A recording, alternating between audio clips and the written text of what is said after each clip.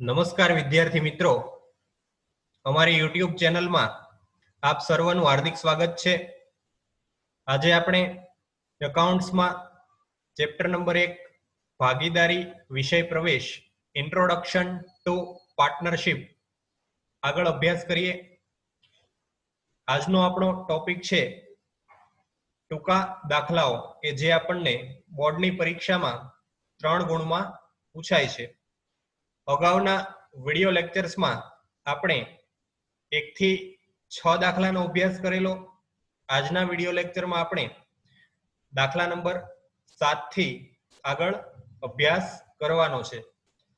જો વિદ્યાર્થી મિત્રો તમે હજુ સુધી ચોપડી અને કેલ્ક્યુલેટર સાથે રાખ્યા નથી તો વિડિયોને સ્ટોપ કરીને સૌપ્રથમ ચોપડી અને કેલ્ક્યુલેટર સાથે રાખશો, જેથી આપ દરેક દાખલાને ખૂબ સારી રીતે સમજી શકો। તો દાખલા નંબર 7 તરફ આપણે આગળ વધીએ। 7મો દાખલો, જેની રકમ છે રામ, રહીમ અને ઈસુ એક ભાગીદારી પેઢીના ભાગીદારો છે। તારીખ 1/4/2016 ના રોજ તેની મૂડી અનુક્રમે 60,000, 40,000 અને 50,000 હતી।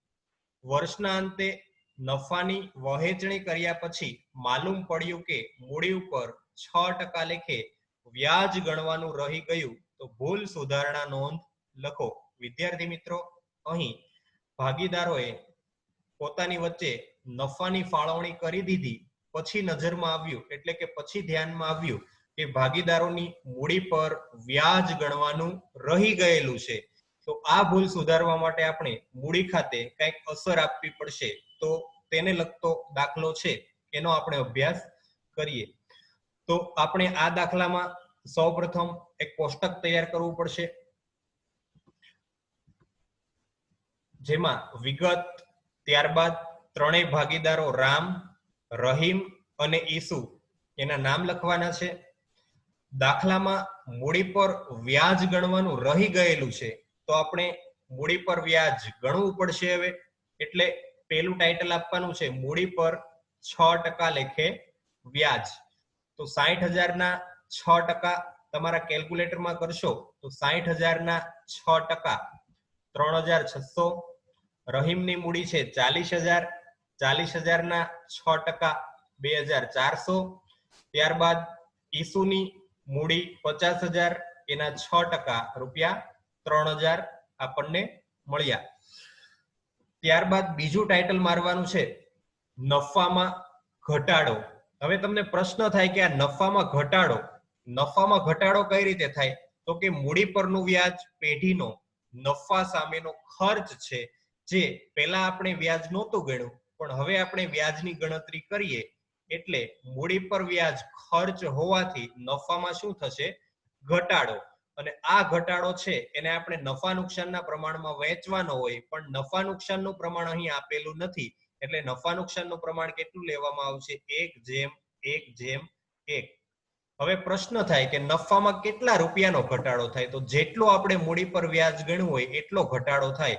એટલે આ ત્રણેય રકમનો સરવાળો કરવાનો છે, 3600 પ્લસ 2400 પ્લસ 3,000, એટલે તમને કેટલા જાણવા મળશે? 9,000।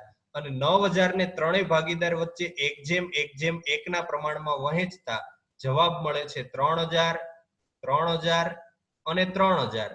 હવે ખાસ ધ્યાન રાખશો વિદ્યાર્થી મિત્રો, આપણે નિશાની આપવાની છે। તો ઘટાડો છે એ કઈ નિશાની દર્શાવે છે? ઘટાડો એટલે માઇનસ, તો અહીં ઘટાડાને આપણે માઇનસની નિશાની આપીશું, અને મૂડી પર વ્યાજ એને કઈ નિશાની આપવાની છે? પ્લસની નિશાની। તો નિશાની આપી દઈશું આપણે મૂડી પર વ્યાજને પ્લસની નિશાની, અને ઘટાડો છે એ માઇનસ દર્શાવે છે એટલે નફામાં ઘટાડાને માઇનસની નિશાની। ત્યારબાદ આપણે તફાવત મેળવવાનો છે।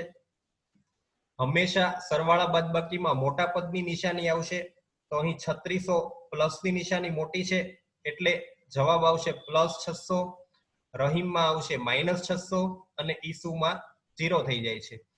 તો માઇનસમાં આવે તો આપણે મૂડી ઓબ્લિક ચાલુ ખાતે શું કરવાનું છે? ઉધાર, અને જો પ્લસમાં આવે તો શું કરવાનું છે? જમા। એટલે કે માઇનસમાં જવાબ આવે તો ઉધાર, પ્લસમાં જવાબ આવે તો જમા। ત્યારબાદ ભૂલ સુધારણા નોંધ હંમેશા આમ નોંધના ખાનામાં જ લખાય છે। તો ભૂલ સુધારણા નોંધ કેવી લખાશે? રહીમના મૂડી ઓબ્લિક ચાલુ ખાતે ઉધાર રૂપિયા 600 અને તે રામના મૂડી ઓબ્લિક ચાલુ ખાતે જમા રૂપિયા 600. બાબત જે લખીએ, બાબત જે મૂડી પર વ્યાજ ગણવાનું રહી ગયેલ તેના. તો આ રીતે આપણો દાખલો કમ્પ્લીટ થાય છે. ફરીથી સમજીએ. મૂડી પર વ્યાજ ગણવાનું રહી ગયું છે એટલે આપણે સૌપ્રથમ કોષ્ટક તૈયાર કરવાનું છે. એમાં ત્રણેય ભાગીદારોના નામ અને મૂડી પર 6% લેખે વ્યાજ જે આપણે હવે ગણવાનું છે. આ તમને મૂડી આપેલી છે એના 6% આપણે અહીંયા લખેલા છે. ત્યારબાદ આ ત્રણેય રકમનો સરવાળો ત્રણેય ભાગીદાર વચ્ચે સરખા પ્રમાણમાં ફાળવતા 3000 3000 3000 મળે છે અને ઘટાડાને કઈ નિશાની આપવાની છે? માઇનસની. તો અહીં ઉપર કઈ નિશાની આવશે? પ્લસ. તેના આધારે તફાવત મેળવવાનો છે.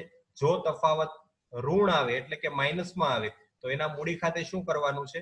ઉધાર. અને જો તફાવત પ્લસ આવે તો એને શું કરવાનું છે? જમા. ત્યારબાદ દાખલા નંબર 8. લતા, ગીતા અને પ્રવીણા એક પેઢીના ભાગીદારો છે. નફાની વહેંચણી કર્યા પછી માલુમ પડ્યું કે ઉપાડ પર વ્યાજ અનુક્રમે 2700, 1200 અને 1500 ગણવાનું રહી ગયું છે. ભૂલ સુધારણા નોંધ લખો. વિદ્યાર્થી મિત્રો, જ્યારે તમને ભૂલ સુધારણા નોંધ લખો અથવા મૂડી ખાતે અસર આપો એવું કીધેલું હોય ત્યારે તમારે સૌપ્રથમ કોષ્ટક તૈયાર કરવું પડશે. તો સોલ્યુશનમાં આપણે કોષ્ટક તૈયાર કરીએ. વિગત ત્રણેય ભાગીદારો લતા, ગીતા અને પ્રવીણા નું નામ લખી દઈશું.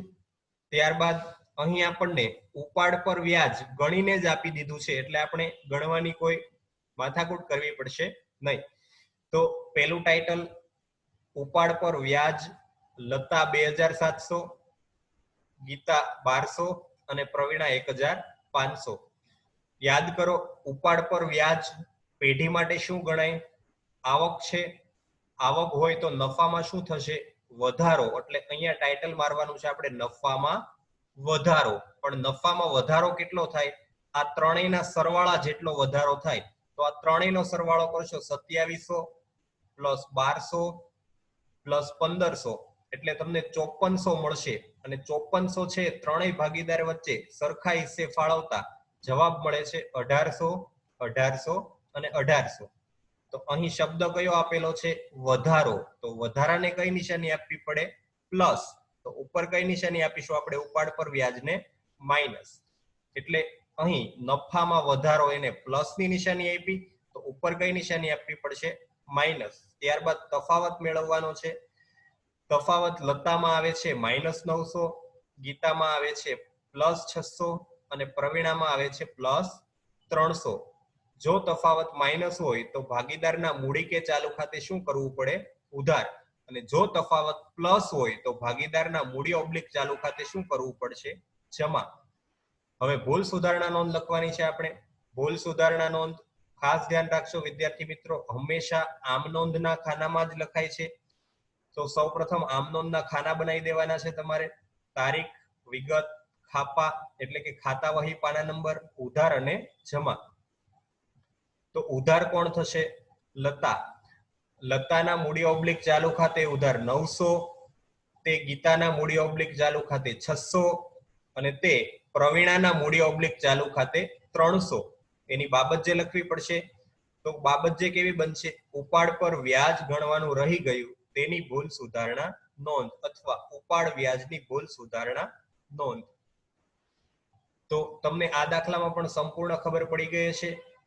ત્યારબાદ દાખલા નંબર 9 નો અભ્યાસ કરીએ. દાખલા નંબર 9. મુકેશ, ધવલ અને વિનોદ એક ભાગીદારી પેઢીના ભાગીદારો છે. તેઓની મૂડીનું પ્રમાણ 4:2:3 છે. ખાસ ધ્યાન રાખશો વિદ્યાર્થી મિત્રો, આ મૂડીનું પ્રમાણ તમને ભૂલ ખવડાવવા માટે આપેલું છે. દાખલામાં એનો કોઈ જ ઉપયોગ આવશે નહીં. એટલે આ પ્રમાણને તમારે ઇગ્નોર કરવાનું છે.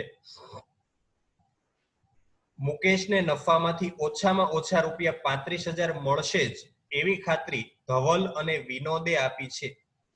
અહીં મુકેશને નફામાંથી વર્ષના અંતે ઓછામાં ઓછા રૂપિયા 35,000 તો મળશે જ એવી ગેરંટી ધવલ અને વિનોદ નામના ભાગીદારે આપેલી છે. તો આનો મતલબ શું થાય?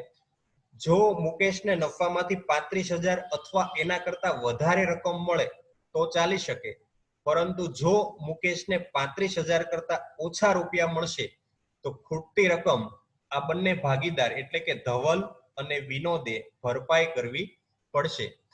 પેઢીનો વર્ષનો નફો ₹90,000 થયો તો ભાગીદાર વચ્ચે નફાની વહેંચણી કેવી રીતે થશે? એની ગણતરી આપણે સમજીએ. સૌપ્રથમ કોષ્ટક તૈયાર કરીએ, જેમાં વિગત, મુકેશ, ધવલ અને વિનોદ. નફાની વહેંચણી કરીએ. ખાસ ધ્યાન રાખશો, નફા નુકસાનનું પ્રમાણ આપેલું નથી એટલે કેટલું લેવામાં આવશે? 1:1:1. આ મૂડીનું પ્રમાણ છે, જે દાખલામાં ધ્યાનમાં લેવાનું નથી. 90,000 ને ત્રણેય ભાગીદાર વચ્ચે સરખા હિસ્સે વેચો 1:1:1 ના પ્રમાણમાં, તો ત્રણેય ભાગીદારને કેટલા મળે છે? 30,000, 30,000 અને 30,000. હવે યાદ કરો, ધવલ અને વિનોદે મુકેશને ગેરંટી આપેલી કે વર્ષના અંતે નફામાંથી ઓછામાં ઓછા 35,000 તો મળશે જ, પણ અહીં મુકેશને ખરેખર તો 30,000 જ મળે છે. તો ખૂટતી રકમ કેટલી છે? અહીં ₹5,000. ખૂટતી રકમ કેટલી મળે છે? ₹5,000. એક કોણ બે ભાગીદારો એટલે કે આ ધવલ અને વિનોદ મુકેશને ભરપાઈ કરશે, એટલે મુકેશના નફામાં 5,000 ઉમેરાશે અને ધવલ અને વિનોદ વચ્ચે આ ₹5,000 છે એ વહેંચવા પડશે. તો એની ગણતરી આપણે સમજીએ. અહીં મુકેશને 35,000 આપવાના છે, 35,000 તો મળી ગયા મુકેશને. ત્યારબાદ ધવલ અને વિનોદે ભોગવવાની રકમ ₹5,000 છે એ બંને ભાગીદાર વચ્ચે 1:1 ના પ્રમાણમાં વહેંચાશે. એટલે ધવલને કેટલા રૂપિયા ભોગવવા પડશે? 5,000 માંથી 5,000 ગુણ્યા 1/2 બરાબર 2,500, અને વિનોદે 5,000 ગુણ્યા 1/2 2,500, એટલે કે ₹5,000 મુકેશના નફામાં પ્લસ થશે, એટલે મુકેશને 35,000 મળશે. અને આ 5,000 છે એને બે ભાગમાં વહેંચતા ₹2,500 અને ₹2,500 અનુક્રમે ધવલ અને વિનોદના નફામાંથી બાદ થશે. એટલે ધવલ અને વિનોદને ફાઇનલી કેટલા મળશે? અહીં 27,500, 27,500. એટલે આપણી નફાની ખરેખર વહેંચણી કેટલી થશે? મુકેશના 35,000 શરત પ્રમાણે, ધવલના 27,500. આ ₹2,500 જે ગેરંટી આપી હતી એના બદલ અહીં એના નફામાંથી બાદ થયા, અને વિનોદના પણ અહીંયા ₹2,500 ગેરંટી આપી હતી એટલા માટે બાદ થયા.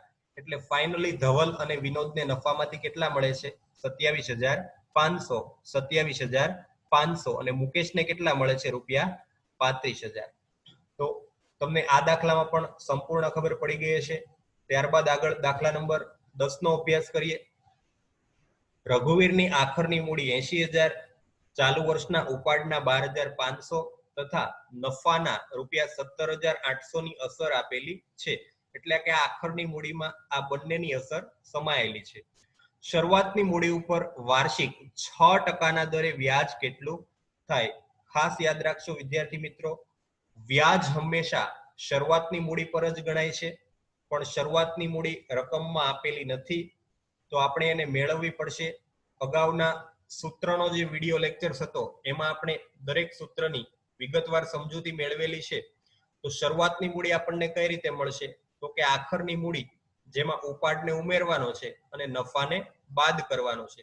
તમે ધોરણ 11 માં વાર્ષિક હિસાબની અંદર શીખી ગયા છો, મૂડી દેવા બાજુ જે ફોર્મેટ તૈયાર કરતા તમે મૂડી વાળું, એની અંદર તમે શું કરતા? શરૂઆતની મૂડીમાં નફો ઉમેરતા અને ઉપાડને બાદ કરતા. તો અહીં તમારે વિરુદ્ધ પ્રોસિજર કરવાની છે. આખરની મૂડીમાં ઉપાડ જે અગાઉ બાદ કરતા એને ઉમેરવાનો છે, અને નફો અગાઉ તમે ઉમેરતા એને શું કરવાનો છે? બાદ કરવાનો છે. ધોરણ 11 માં મૂડી દેવા બાજુ તમે મૂડી વાળું ફોર્મેટ તૈયાર કરતા એને પણ યાદ કરીને સમજી શકો છો. તો આખરની મૂડી ₹80,000, એમાં ઉપાડ ₹12,500 ઉમેરતા આ બંનેનો સરવાળો આપણને મળે છે 92,500. એમાંથી નફો બાદ કરતા 17,800 આપણને શરૂઆતની મૂડી પેટે ₹74,700 પ્રાપ્ત થાય છે. એટલે આ આપણી શરૂઆતની મૂડી ગણાય, ₹74,700. 700 તો જે વ્યાજ ગણવાનું છે એ કોના ઉપર ગણાશે? આ શરૂઆતની મૂડી ₹74,700 ઉપર.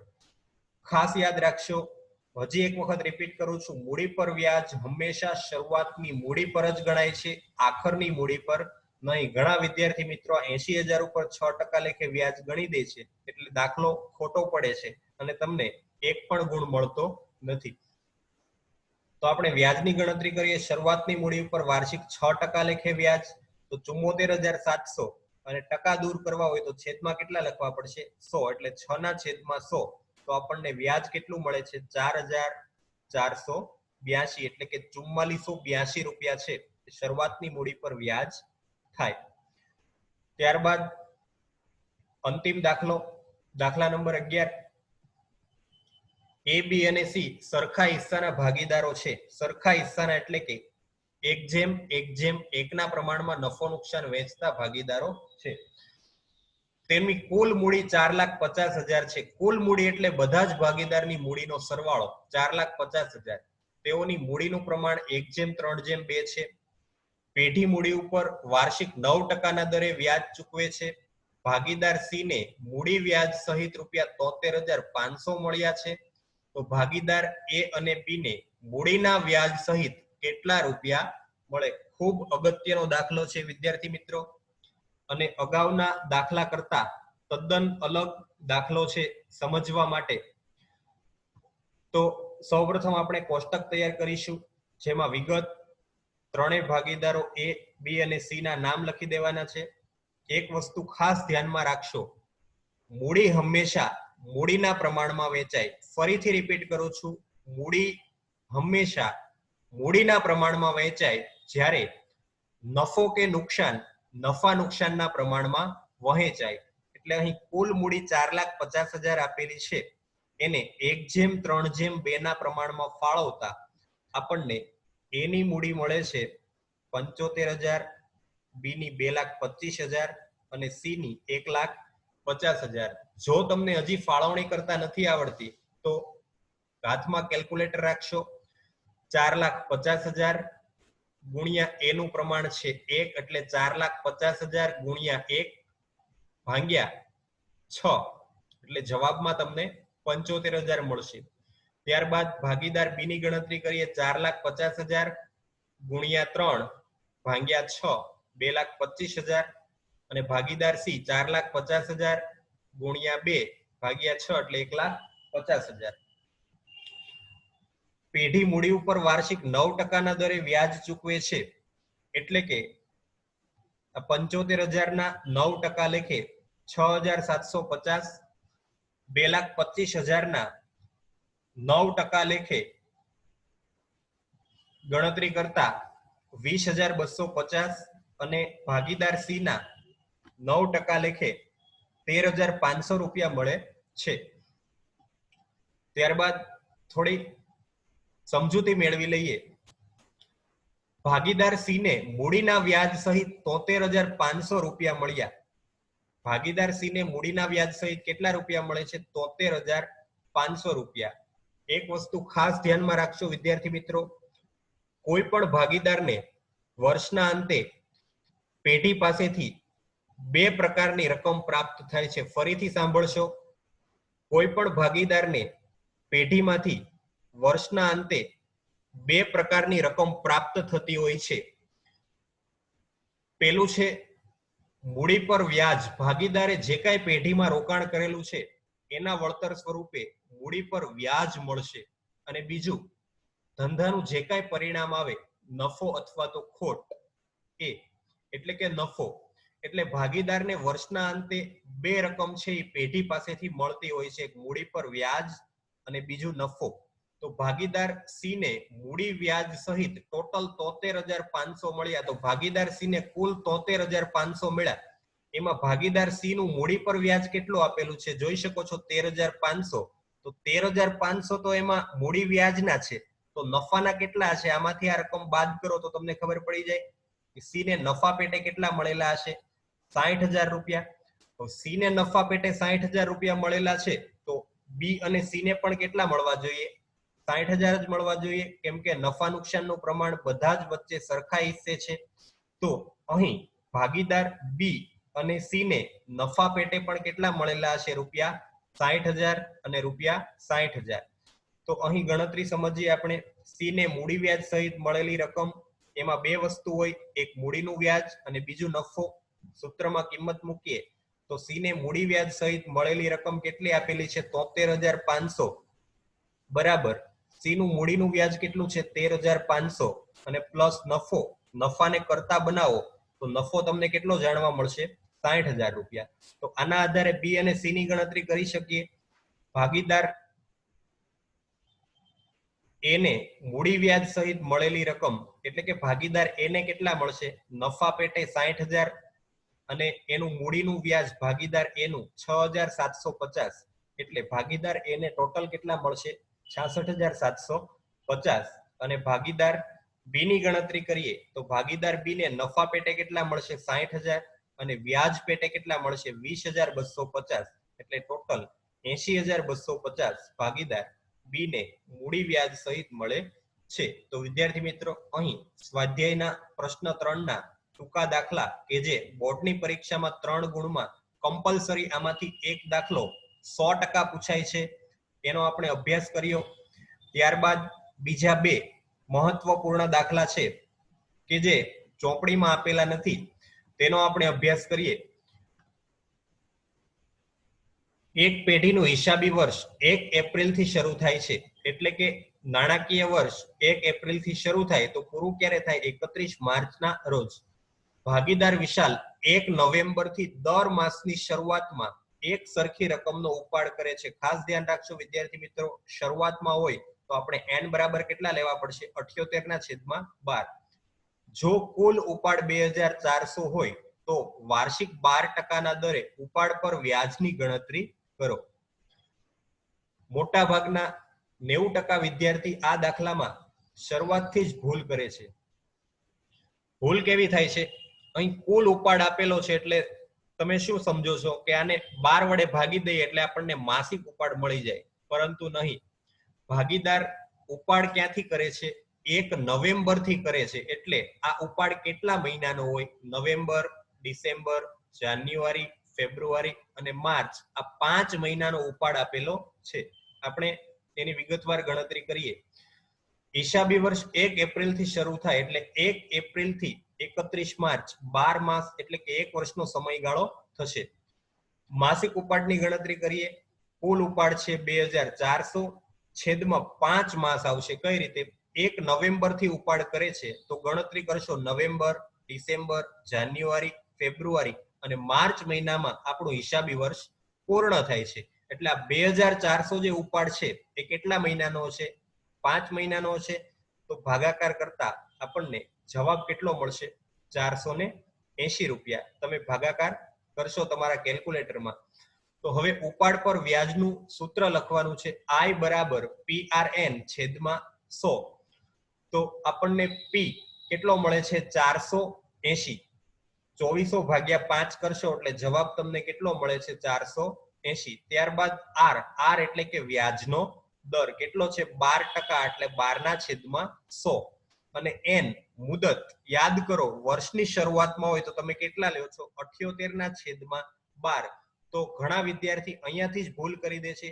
અહીંયા તમે 78/12 લ્યો એટલે તમારો સંપૂર્ણ દાખલો છે એ ખોટો પડે. અહીં 78 ની જગ્યાએ તમારે કેટલા લેવાના છે? 15/12. આ 15/12 કઈ રીતે આવ્યા એની ગણતરી આપણે હમણાં સમજીએ. તો આપણો જવાબ કેટલો આવે છે? 72. હવે આપણે 15/12 ક્યાંથી આવ્યા એની વિગતવાર ગણતરી સમજીએ. જો ભાગીદાર દર મહિનાની શરૂઆતમાં ઉપાડ કરે તો n બરાબર 78/12 લેવાય. એનાથી આપ સંપૂર્ણ રીતે વાકેફ છો. તો પેલા તારીખ લખી દઈએ. દર મહિનાની શરૂઆતમાં ઉપાડ કરે એટલે અહીં કેટલા આવશે? પેલા 12, 11, 10, 9, 8, 7, 6, 5, 4, 3, 2 અને 1. આ બધાનો સરવાળો 78/12 થાય. પણ અહીં ભાગીદાર 1 નવેમ્બર થી ઉપાડ કરવાની શરૂઆત કરે છે એટલે વ્યાજ નવેમ્બર મહિનાથી ગણવાનું શરૂ થાય. એટલે આપણે માત્ર એટલો જ સમયગાળો ધ્યાનમાં લેવાનો છે. નવેમ્બર થી શરૂ કરીને માર્ચ સુધીનો, તો આપ 5, 4, 3, 2 અને 1 નો સરવાળો કરો તો એનો સરવાળો કેટલો આવે છે 15, અને કુલ મહિના કેટલા હોય આખા વર્ષના 12, એટલે 15/12. એટલે આપણે ગુણાકારમાં 78 ની જગ્યાએ કેટલા લેવાના છે 15/12. આનું સાદુરૂપ આપતા આપણો જવાબ આવે છે 72. તો આ દાખલાનો વિશેષ અભ્યાસ કરશો, ખૂબ અગત્યનો દાખલો છે. ત્યારબાદ બીજો એક દાખલો છે, એનો અભ્યાસ કરીએ. આજના વિડીયોનો છેલ્લો દાખલો, અને બ કરતા 2.1 ગણો. તો આને અઢી ગણો પણ આપણે કહી શકીએ. ત્યારબાદ કોને અ કરતા 1.5 ગણો, 1.1 એટલે આપણે એને 1.5 ગણો સમજીશું. ત્યારબાદ ગણો ડ ને ક કરતા 2/3 ગણો નફો મળે છે, અને પેઢીનો કુલ નફો ₹78,000 હોય તો દરેક ભાગીદારને મળતો નફો શોધો. અને બ કરતા અઢી ગણો, કોને અ કરતા 1.5 ગણો, ડ ને ક કરતા 2/3 ગણો નફો મળે છે, અને જો કુલ નફો 78,000 હોય તો ભાગીદારને મળતો નફો છે એ આપણે શોધવાનો છે. તો અહીં સૌપ્રથમ આપણે ધારણા કરવી પડશે. અહીં અના નફાનો આધાર બ ઉપર છે, એટલે આપણે સૌપ્રથમ કોની ધારણા કરવી પડશે? બના નફાની. આપણે અગાઉની સમજૂતી મેળવેલી છે. આપણે સૌપ્રથમ બનો નફો ધારી લેશું, એટલે કે ભાગીદાર બનો નફો. તો કેટલો ધારીશું આપણે? અહીં અંશ છેદ આપેલું છે તો આપણને કન્ફ્યુઝન થાય ધારણા કરવામાં. તો એના માટે તમને એક શોર્ટકટ ટ્રીક આપું છું. જ્યારે પણ તમને રકમમાં અંશ છેદ સ્વરૂપે રકમ દેખાય એવા સંજોગોમાં તમારે બધા જ આંકડા જે આપેલા છે, તમને આ જે આંકડા આપેલા છે એના છેદનો ગુણાકાર કરવાનો છે. ખાસ સાંભળશો વિદ્યાર્થી મિત્રો, જ્યારે પણ આ સ્વરૂપની રકમ હોય એવા દાખલામાં તમારે દરેકના છેદનો ગુણાકાર કરવાનો છે અને એને ધારણા સ્વરૂપે ધારવાનો છે. તો અહીંયા 2 × 2 એટલે કે 4, અને 4 × 3 એટલે કે 12. એટલે આપણે બનો નફો કેટલો ધારવાનો છે? 12. ત્યારબાદ અનો નફો કેટલો છે? અનો નફો તો કે બ કરતા અઢી ગણો, તો બનો નફો કેટલો છે? 12 × 2.5 એટલે જવાબમાં કેટલા આવશે? 30. ત્યારબાદ કનો નફો, તો કનો નફો, કની શરત કેવી છે? અ કરતા 1.5 ગણો, તો અનો નફો કેટલો છે? 30. 30 × 1.5 એટલે જવાબ કેટલો આવે છે? 45. અને ત્યારબાદ ડનો નફો, એટલે કે ડ ને ક કરતા 2/3 ગણો, એટલે કનો ભાગ કેટલો છે? 45 ગણો, એટલે કે ગુણાકાર 2/3 સાથે કરતા આપણને જવાબ કેટલો મળે છે? 30. એટલે ફાઇનલી આપણને નફા નુકસાનનું પ્રમાણ કેટલું મળે છે? અ, બ, ક અને ડ નું નફા નુકસાનનું પ્રમાણ, જેમાં અ નું પ્રમાણ 30, બ નું પ્રમાણ 12, ક નું પ્રમાણ 15 અને ડ નું પ્રમાણ છે 30. એટલે આપણને ફાઇનલી કેટલો જવાબ મળે છે? 30/12/45. તો હવે આપણે ભાગીદારો વચ્ચે નફાની ફાળવણી કરવાની છે. નફાની ફાળવણી, ભાગીદાર અને કેટલા મળશે? 78,000 નફો, એમાં અનો નફા ભાગ 30, આ બધાનો સરવાળો કરશો એટલે 117 મળશે, અને છેદમાં લખવાના છે એટલે 20,000. ભાગીદાર બ 78,000 ગુણ્યા બનો ભાગ છે 12 છેદમાં 117 8,000. ત્યારબાદ ક 78,000 નફો ગુણ્યા કનો ભાગ 45, કુલ ભાગ 117 30,000. ત્યારબાદ ડ 78,000 ગુણ્યા ડનો ભાગ છે, અહીં વિદ્યાર્થી મિત્રો ભૂલથી 30 ની જગ્યાએ 45 લખાઈ ગયા છે. આપ અહીં 30 જ સમજશો, એટલે જવાબ કેટલો આવે છે? 20,000. ગણતરીમાં કોઈ ભૂલ નથી, માત્ર 30 ની જગ્યાએ 45 છપાયેલા છે, તો આપ 45 ની જગ્યાએ 30 સમજશો, એટલે આ દાખલો છે તે સોલ્વ થઈ જશે. તો આજનું આપણું શૈક્ષણિક કાર્ય અહીંયા થંભાવીએ છીએ. હવે પછીના વિડીયો લેક્ચર્સમાં આપણે બીજા દાખલાઓનો અભ્યાસ કરીશું. ખૂબ ખૂબ આભાર, ધન્યવાદ વિદ્યાર્થી મિત્રો. જો તમને અમારો વિડીયો પસંદ આવ્યો હોય તો અમારી ચેનલને લાઈક કરશો, શેર કરશો, સબસ્ક્રાઇબ કરશો, જેથી આવનારા વિડીયોના નોટિફિકેશન્સ આપ સુધી સૌપ્રથમ પહોંચી શકે. ખૂબ ખૂબ આભાર, ધન્યવાદ.